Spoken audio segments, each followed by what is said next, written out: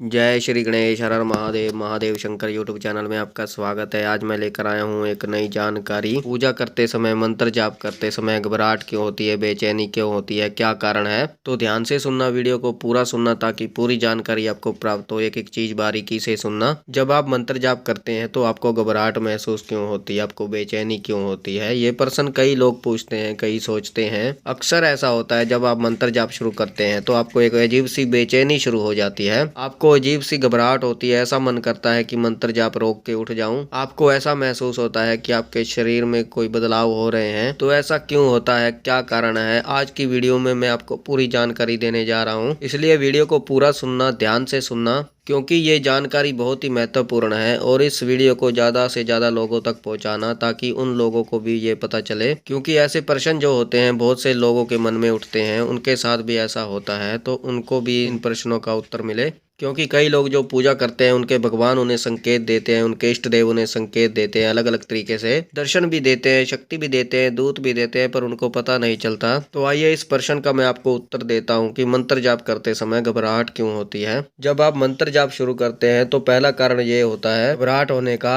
कि अगर कोई आपके शरीर में नकारात्मक ऊर्जा है, कोई नकारात्मक शक्ति है, चाहे वो कोई भी हो, जैसे कोई बाहर की हो, कोई चुराए से आपके साथ लग जाती है, या आपके परिवार में किसी सदस्य में है तो वो आपको भी परेशान करती है, तब भी आपके साथ ऐसा होता है कि आपको घबराहट होनी शुरू हो जाती है, आपको बेचैनी होनी शुरू हो जाती है। कई बार जो आपके घर में जो नकारात्मक शक्ति होती है वो पूरे परिवार को परेशान करती है, पूरे परिवार पर असर करती है। और जब आप मंत्र जप शुरू करते हैं तो आपके साथ ऐसा होने लगता है। अब ऐसा होता क्यों है वो भी सुन लीजिए। जब आप मंत्र जाप करते हैं जो जलाकर, मंत्र का प्रभाव जैसे जैसे बढ़ता है तो उस शक्ति को पहले ही पता होता है कि इसने इतना मंत्र जाप कर लिया, ज्यादा मंत्र जाप कर लिया, तो जो मेरी शक्ति जो है वो क्षीण होनी शुरू हो जाएगी, वो खत्म होनी शुरू हो जाएगी, मेरी जो ऊर्जा है उसका प्रभाव कम होना शुरू हो जाएगा। तो ये नकारात्मक शक्ति क्या करती है कि आपकी पूजा को रोकने की कोशिश करती है, आपके मंत्र जाप को रोकने की कोशिश करती है, आपको भयभीत करती है और आपके अंदर घबराहट उत्पन्न करती है ताकि आप मंत्र जाप छोड़ दो और आप पूजा करनी छोड़ दो। जो नकारात्मक शक्ति है उसको पीड़ा होती है, उनको अच्छी चीज से नफरत होती है।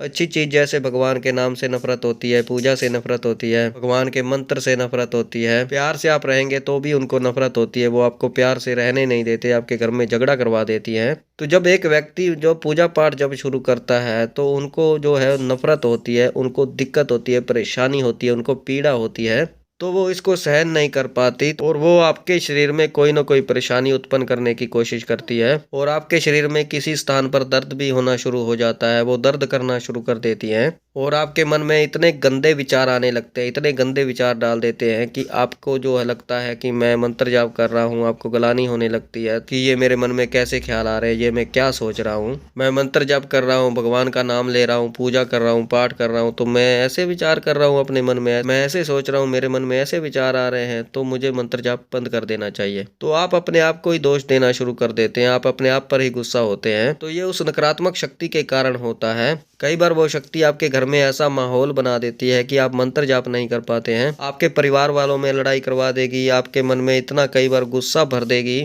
तो ये सब उसी का खेल होता है, उसी की चालाकी होती है कि आप मंत्र जाप ना करो। तो ये चीज आपको ध्यान में रखनी है। अगर आपके साथ ऐसा हो रहा है तो आपको रुकना नहीं है, पूजा पाठ का स्तर है जो बढ़ाते रहना है, मंत्र जाप का स्तर बढ़ाते जाना है। आप 1 माला का जाप करते हो तो आपको 5 माला का जाप करना शुरू कर देना है। एक चीज का विशेष रूप से ध्यान रखिए, जब आप मंत्र जाप करते हैं तो आप सोचते हैं हमारे घर में लड़ाई झगड़े होने शुरू हो जाते हैं, तो मंत्र जाप से लड़ाई कैसे हो सकती है, आपको इस चीज को ध्यान में रखना चाहिए। तो आपको ऐसा लगता है कि मंत्र जाप से हमारे घर में लड़ाई झगड़े हो रहे हैं तो आप मंत्र जाप छोड़ देते हैं, क्योंकि मंत्र जाप से तो लड़ाई होती है, जबकि ऐसा नहीं होता है। तो आपको मंत्र जाप बिल्कुल नहीं छोड़ना है, क्योंकि वो नकारात्मक शक्ति के कारण होता है। जो वो कटने लगती है, उसकी जो शक्ति है वो क्षीण होने लगती है, तो वो आपके घर में लड़ाई झगड़े करवाती है। मंत्र जाप जो होता है वो किसी देवी देवता का आवाहन होता है, तो वो आपके घर में लड़ाई झगड़े कभी नहीं करवाते। लड़ाई झगड़े जो करवाती है वो नकारात्मक शक्ति करवाती है, तो वो आपको बात समझनी होगी, क्योंकि वो नकारात्मक शक्ति चाहती है कि आप पूजा पाठ ना करें, आप मंत्र जाप ना करें, आप छोड़ दें।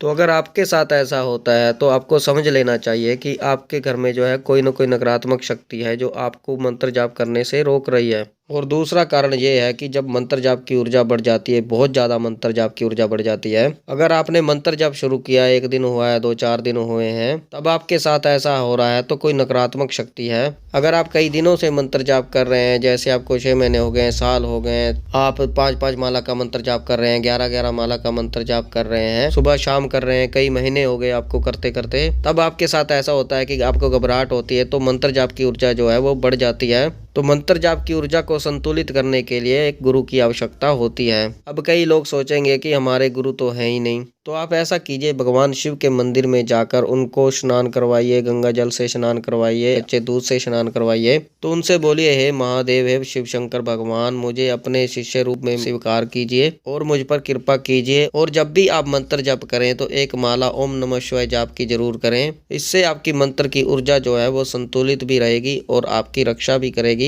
आपके शरीर में किसी प्रकार का नुकसान नहीं पहुंचाएगी। नहीं तो क्या होता है कि जब आपकी मंत्र जाप की ऊर्जा बहुत ज्यादा बढ़ जाती है तो आपके शरीर में बदलाव होने शुरू हो जाते हैं, आपके शरीर में समस्या उत्पन्न होनी शुरू हो जाती है, शरीर में गर्मी लगने लगती है, खुजली होने लगती है, मंत्र जाप का सतह इतना बढ़ जाता है कि आपको बुखार सा महसूस होता है। तो आपके साथ ऐसा होने लगता है तो आपको ओम नमः शिवाय का जाप पहले करना है, फिर आपको मंत्र जाप करना है। एक माला का ओम नमः शिवाय जाप कीजिए, फिर आप कोई भी मंत्र जाप करना चाहते हैं फिर आप उसको शुरू कीजिए, आप उसका मंत्र जाप कीजिए। और एक बात मैं आपको बता देता हूँ, जब नकारात्मक शक्ति आपको मंत्र जाप करने से रोकती है, आपको पूजा करने से रोकती है, आपका नुकसान करना शुरू कर देती है, जहाँ पर आपको फायदा हो रहा था वहाँ आपको नुकसान होने लगता है, आपका काम में मन नहीं लगता, आपका कहीं भी मन नहीं लगता, आपको जो है परेशानी रहती है, आपके शरीर में दर्द होता रहता है, आपका शरीर थका थका सा रहता है, तो ये सब जो होता है वो नकारात्मक शक्तियों के कारण होता है। तो आपको मंत्र जाप नहीं छोड़ना है, निरंतर आपको मंत्र जाप करना है, पूजा नहीं छोड़नी है, पूजा करते रहना है, ताकि वो नकारात्मक ऊर्जा जो है, नकारात्मक शक्ति जो है वो खत्म हो जाए।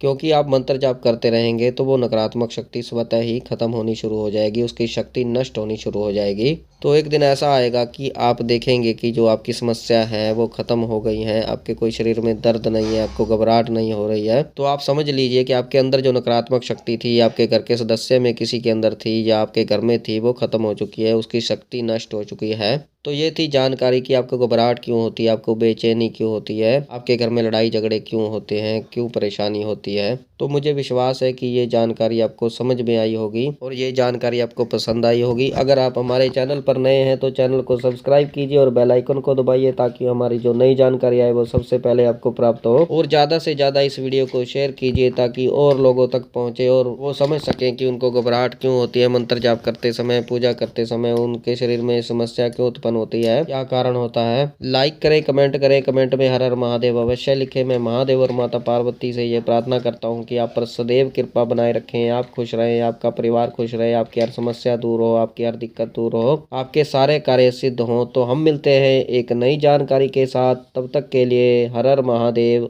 हर हर महादेव, हर हर महादेव।